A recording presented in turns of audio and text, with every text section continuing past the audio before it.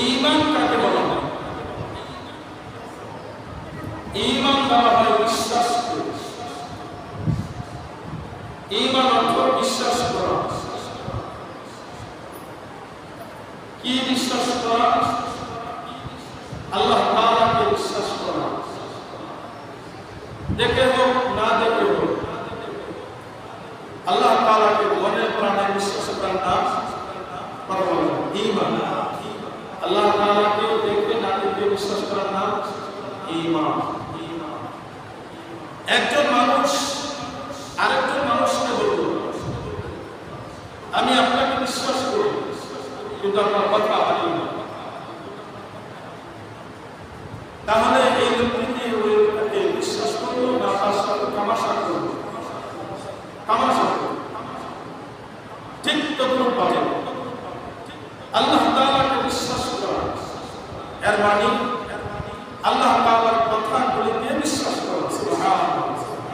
আর আরবিতে আল্লাহ তাআলার কথাকে বলা হয় কালাম। কি বলা হয়?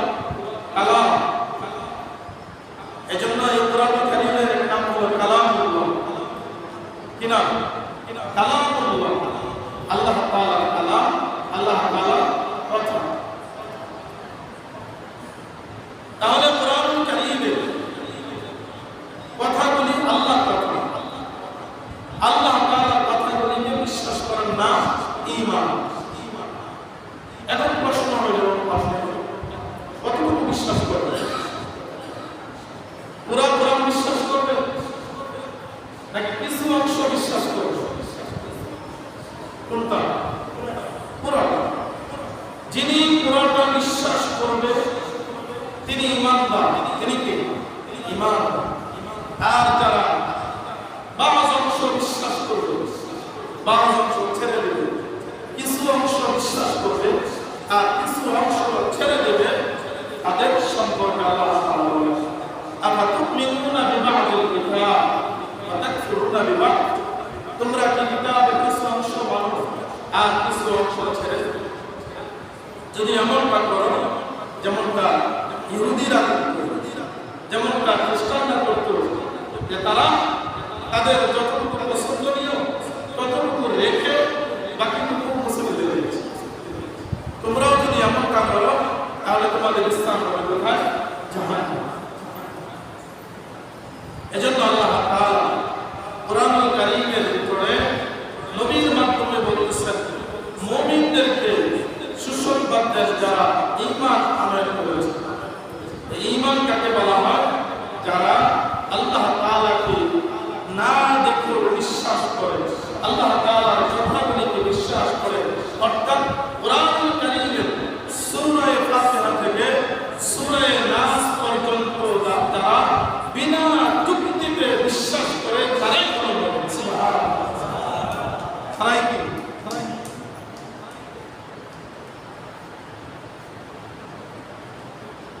আবু বকর সিদ্দিক রাদিয়াল্লাহু তাআলা আনহু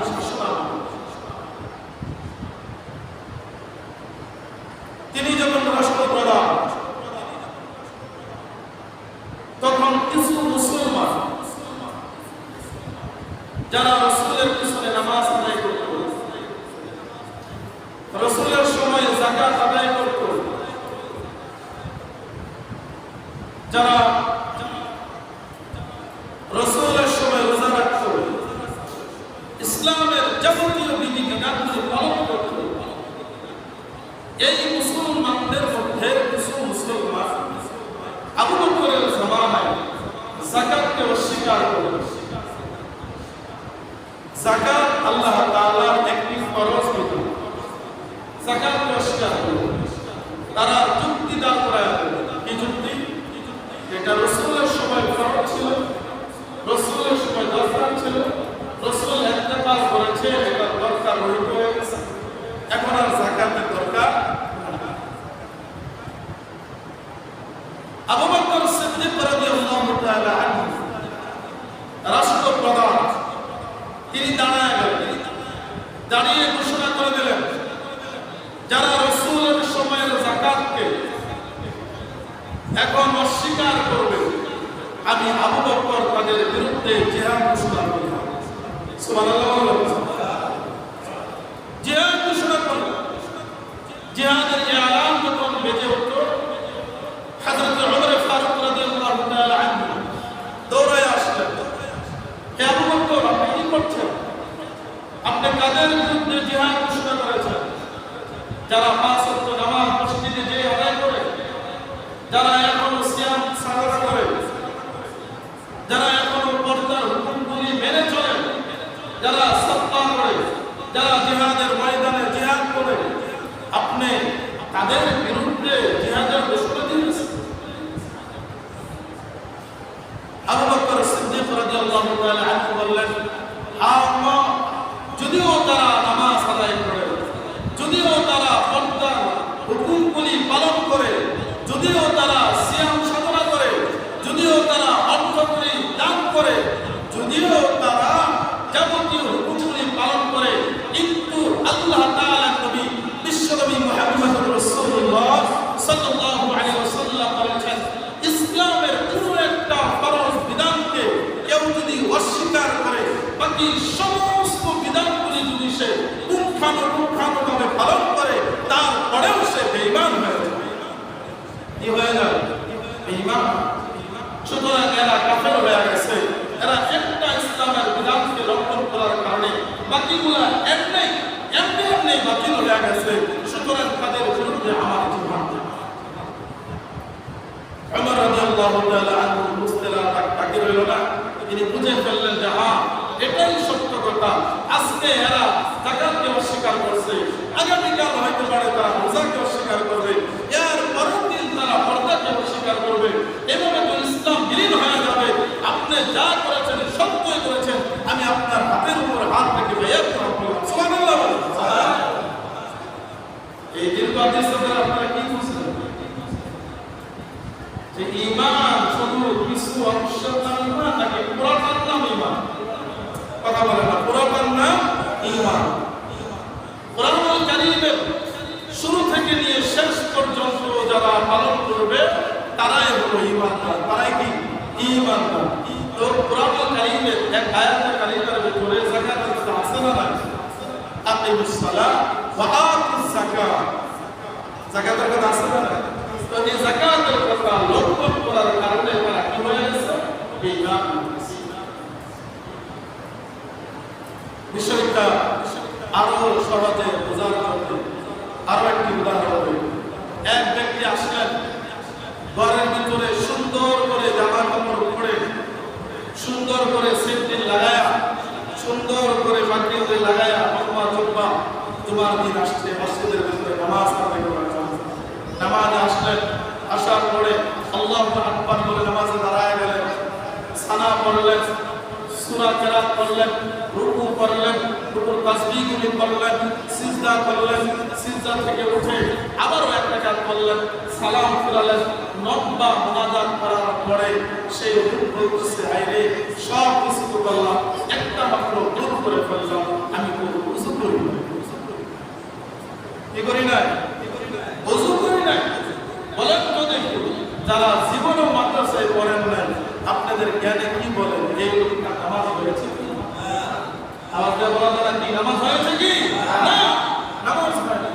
বরং উচ্চাকৃতভাবে কেউ যদি এমন জঘন্য কাজ করে, তাহলে তার ঈমান চলে যাওয়ার সম্ভাবনা।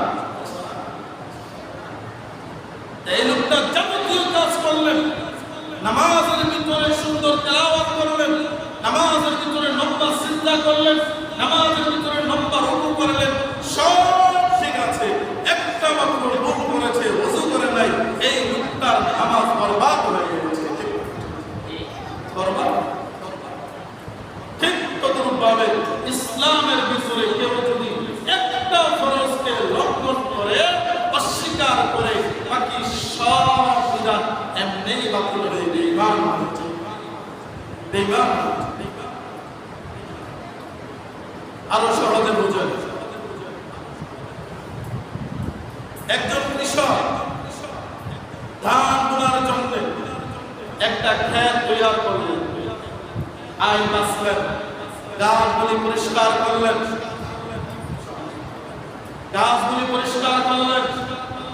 ক্ষেতের ভিতরে পানি দিলেন, সার গোবর দিয়ে সুন্দর করে তৈয়ার করলেন, হাল চাষ করলেন, সব কিছু তৈয়ার করার পরে এবার ধান ছিটায়া দিলেন। বাড়ির ভিতরে চলে আসলেন, আসার পরে দেখে বাড়িতে ধান। স্ত্রীকে জিজ্ঞেস করছে, এগুলা কিসের ধান? তো এগুলোই তো গুলাল লেগে ধান। আমি তো ধান ভুলে এসেছি। কোনগুলো বলছো? ওই যে ওই ঘরের ভিতরে ছিল, তারে ওইগুলো সিদ্ধ ধান। বলেন তো এই লোকটা কয়টা ভুল করছে? একটা ভুল করছে। কয়টা ভুল করছে? একটা ভুল করছে। বীজ দান করার কথা ছিল, বীজ দানের পরিবর্তে সিদ্ধ দান সে জমিনের উপরে করছে। এবার আপনারা বুঝে থাকলে বলেন তো দেখি, এই লোকটা কিছু দাম পাবে? কিছু দাম পাবে না, একটা বীজ আসবে না, কিছু দাম পাবে না, বরং পুরা গৃহস্থিটা তার বরবাদ হয়ে যাবে। ঠিক না? সিদ্ধ দান নিয়ে তো চারা আসে, সিদ্ধ দান দিয়ে চারা ওঠে, সিদ্ধ দান দিয়ে চারা ওঠে। সিদ্ধ দান দিয়ে যেমন চারা ওঠে না, চারা আশা করা যায় না। ইসলামের ভিতরে একটা বিধানকে সে অস্বীকার করবে, বাকিগুলিকে সে পালন করবে, তো বাকিগুলি এই এই কৃষকের মতন কৃষিকাজ যেমন বরবাদ হয়ে গেছে, বাকি ইসলামের যাবতীয় বিধিবিধানগুলি সে যদি সুন্দর করে পালন করে সবগুলি বরবাদ হয়ে যাবে। বুঝাইতে পারছেন? এজন্য আল্লাহ তাআলা কোরআনুল কারীমের ভিতরে বিশ্বনবী মুহাম্মদ রাসূলুল্লাহ সাল্লাল্লাহু আলাইহি ওয়াসাল্লামকে লক্ষ্য করে বলেন, আবাশশিরিল লাযিনা আমানু, আপনি তাদেরকে সুসংবাদ দেন যারা ঈমান আনয়ন করেছে। যারা ঈমান আনয়ন করেছে, তারা ঈমানদার, তাদেরকে সুসংবাদ দেন। যারা কোরআনুল কারীমের প্রত্যেকটা আয়াতে কারীমাকে স্বীকার করে, তারাই হলো ঈমানদার। ঠিক না?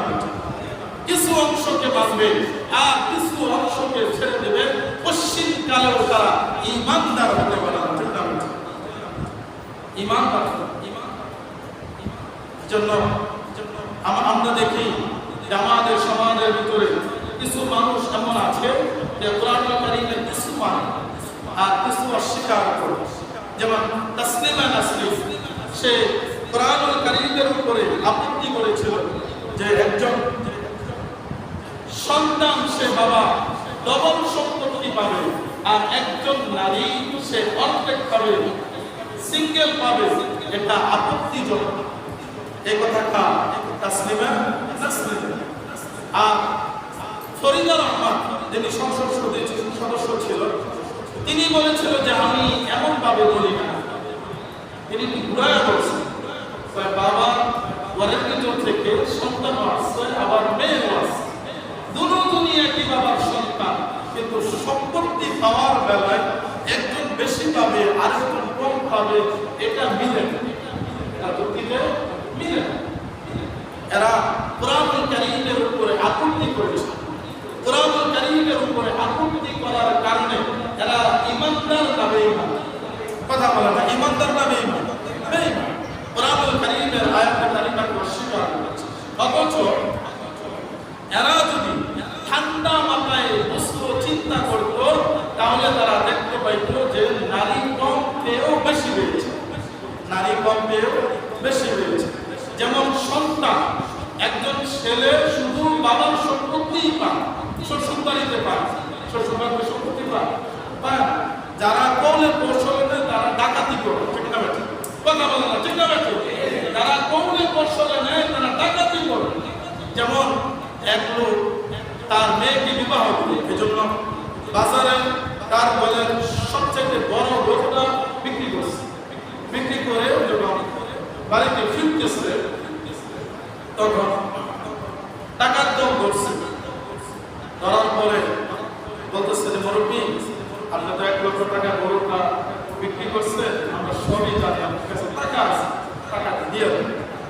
মুরব্বী চিন্তা করতেছে, জানার চাইতে তো টাকা বেশি দিয়ে দেন, টাকা দিয়ে দিচ্ছে। টাকার পরও মায়া ফিরা টাকা মুরব্বীর মাথা হাতায় আচ্ছা কিছু মনে করে আপনি কিছু মনে করছেন যে টাকাগুলো নিলাম, কিছু মনে করছেন না বাবা, কিছু মনে করে যাও নিয়ে আসো, টাকাগুলো নিয়ে গেছে। আপনাদেরকে আমি জিজ্ঞেস করি, এই যে চাচা বললো যে আমি কিছুই মনে করি টাকাগুলো দিয়ে দিল, এই চাচা কি অন্তর থেকে টাকাটা দিচ্ছে? এই কথাটা কি অন্তর থেকে বলছে নাকি ফান্দে করে বলছে? ফান্দে করে বলছে, বিপদে করে বলছে। ঠিক তদরূপ ভাবে যারা শ্বশুর বাড়ি থেকে যৌতুক নেয় তারা এরকম ভাবে ডাকাতি করে আর শ্বশুরে ফান্দে করে টাকাগুলি দেয়। ঠিক না?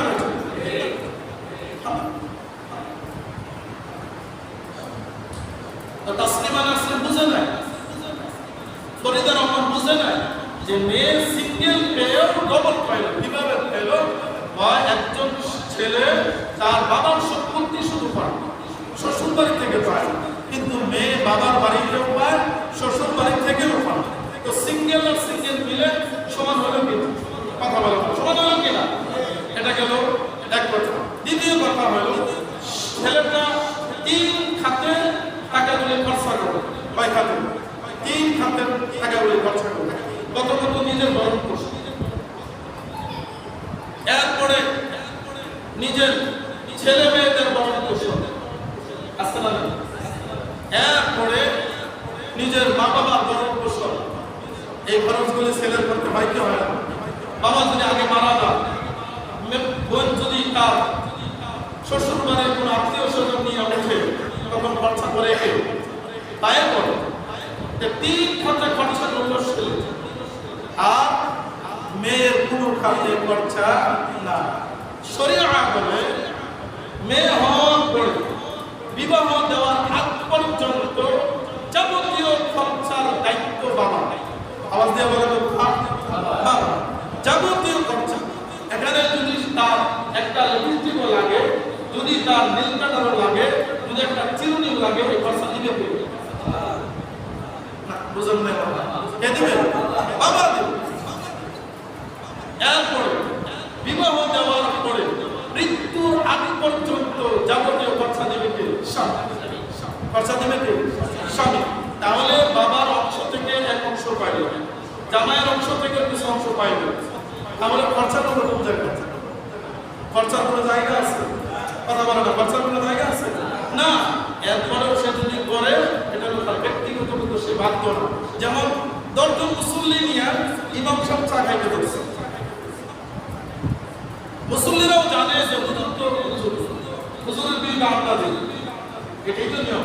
ঠিক না? হুজুরের বিল আমরাই দেব, কিন্তু হুজুর কি করছে? চা আমাদের খাওয়া বলছে, চিবাটা যায় বিলটা দিয়ে দিয়েছে।